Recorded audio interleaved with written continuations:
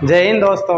अपन आज चित्रकला का जो अपना सीरीज चल रही है उसका पार्ट दूसरा का अध्ययन करेंगे और देखते हैं अपन पहले चित्रकला के पहले पार्ट में अपने सामान्य परिचय पढ़ा और देखा कि चित्रकला के अंदर क्या क्या होता है, कौन सा प्रश्न क्या काम आता है, कैसे उद्भव हुआ, कौन सा ग्रंथ में इसकी अपने को अवशेष मिलते हैं, कौन सा ग्रंथ अपने देखा और कहाँ कहाँ अपने उदाहरण में देखा था अपने कि बूंदी में कौन सा चित्र था और इसमें कौन सा चित्र था। अब आगे अपन दूसरा पार्ट देखते हैं और पार्ट आज अपन देखेंगे अपनी कक्षा 12 के एक चित्र शैली है, उसका नाम है पश्चिमी भारतीय चित्र शैली। इसमें देखते हैं यानी कि ये भारत के पश्चिम में स्थित है और पश्चिम में एक राज्य स्थित है, उसका प्रमुख केंद्र माना है, उसका नाम है गुजरात। यानी कि अपन बोल सकते हैं कि भारतीय चित्रकला यानी पश्चिम चित्रकला के जो प्रमुख केंद्र है वो गुजरात है। गुजरात के आसपास का क्षेत्र जैसे मध्य भारत हो गया वहाँ तक फैली हुई है ये। और फिर अपन देखते हैं कि जो ये भारतीय चित्रकला है यानी पश्चिमी चित्रकला है, इसमें सबसे ज़्यादा जो महत्व हुआ वो किसका हुआ? जैन समुदाय का हुआ। यानी कि सबसे ज़्यादा इसका प्रचार प्रसार किया वो जैन समुदाय ने किया। और कौन से धर्म से संबंधित है? जैन धर्म से। यानी कि इस शैली में जैन समुदाय के लोगों के जैन धर्मों के विषय में वर्णन मिलता है। यानी कि अपन मान सकते हैं कि जो पश्चिमी चित्रशैला है, पश्चिमी जो चित्रकला है, उसमें अपन सबसे ज़्यादा जो मिलता है अपन को जैन समुदाय के बारे में मिलता है और जैन धर्म के विषय के बारे में बोलता है। इसलिए इसे कहते हैं कि जो जैन धर्म के अधिकता होने के कारण से जैन चित्रकला के नाम से भी जाने जाने लगा।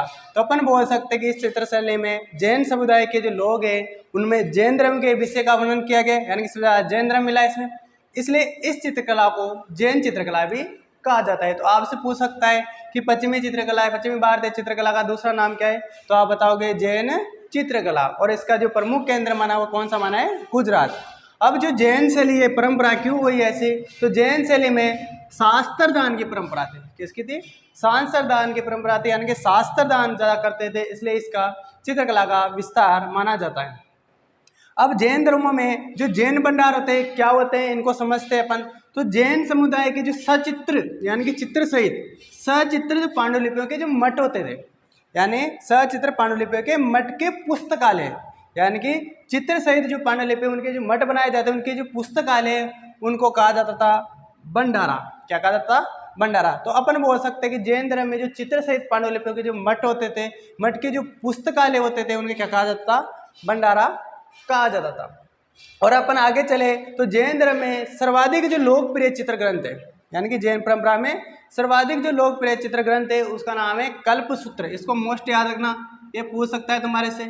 यानी कि जैन धर्म में सर्वाधिक लोकप्रिय चित्र कौन सा है? तो कल्पसूत्र, जिसमें जैन धर्म के 24 तीर्थंकर, यानी कि जैन धर्म के जो 24 तीर्थंकर हुए, यानी कि जैन धर्मों में जो प्रचार प्रसार करने वाले वो 24 तीर्थंकर थे, के जन्म से यानी कि पैदा होने से के निर्वाण, यानी कि निर्वाण का मतलब मृत्यु तक की घटनाओं का पता चलता है। मतलब उन्होंने जन्म वो कहाँ हुआ उनका, उन्होंने क्या क्या उपदेश दिए, उनका निर्माण कहाँ हुआ है, तो ये सब इसकी घटनाओं का पता चलता है। किसमें चलता है अपन को? कल्पसूत्र। किसमें चलता है? कल्पसूत्र में चलता है। अब जैन धर्म में 5 घटनाओं को महत्वपूर्ण माना गया है कि कौन कौन सी घटनाएं 5 है तो उनको महत्वपूर्ण माना गया है। तो गर्भदान, यानी कि माता के अंदर जो बच्चा होता है उसे कहते हैं गर्भदान, यानी कि गर्भदान की घटना वो महत्वपूर्ण माना गया। जन्म, गर्भदान के बाद क्या होगा? जन्म। और जन्म होने के बाद उसको क्या करना पड़ेगा? गृह त्याग। ज्ञानी प्राप्त करने के लिए क्या करना पड़ेगा? गृह त्याग। तो पहले गर्भदान, फिर जन्म, फिर गृह त्याग, और गृह त्याग के बाद वो क्या करेगा? ज्ञान प्राप्त यहाँ वो प्रथम उपदेश देने जाएगा। यानी कि घर को त्याग कर वो क्या करेगा? ज्ञान प्राप्त करने जाएगा और फिर प्रथम उपदेश देगा। और उसके बाद उपदेश देने के बाद उसके जो कार्य है वो पूर्ण होने के बाद मां निर्वाण, यानी मां निर्वाण का मतलब होता है मृत्यु, यानी उसकी क्या हो जाएगी? मृत्यु। अब ये घटना अपन को मिलती है और देखते हैं 24 तीर्थंकर तो में से पहला तीर्थंकर माना जाता है जैन धर्म का, वो है आदिनाथ यहाँ ऋषभदेव। और अंतिम तीर्थंकर है महावीर स्वामी, जिनकी माता है त्रिशूला। और कहते हैं कि माता त्रिशूला को एक बार स्वप्न में कुछ घटनाएं दिखाई देती थी और कुछ घटनाओं को देखने के बाद उस पंडित जी के पास गए और पंडित जी के पास जाने के बाद उसने पूछा कि पंडित जी ये क्या दिखाई दिया? तो पंडित जी ने कहा कि जो आपका जो पुत्र होगा या तो राजा बनेगा या एक महान संत बनेगा। ये आपके पंडित जी ने बताया था किसको? त्रिशूला को। यानी कि त्रिशूला किसकी मम्मी थी? महावीर स्वामी की। यानी कि 14 घटनाओं के बारे में बताया गया है तुम्हारी किताब। अब अपन वापस देखते हैं इनको सिंपल सी भाषा में। आपसे सीधे क्वेश्चन बनेंगे कि पश्चिमी भारतीय चित्रकला का प्रमुख केंद्र कहाँ है? गुजरात। इसमें किस धर्म का सबसे ज्यादा प्रचार प्रसार हुआ? तो जैन। इसलिए इसे क्या बोलते हैं? जैन चित्रकला भी जान दिया। जैन चित्रकला को प्रोत्साहन कैसे मिला? तो इसके द्वारा शास्त्र दान की परंपरा चलती थी।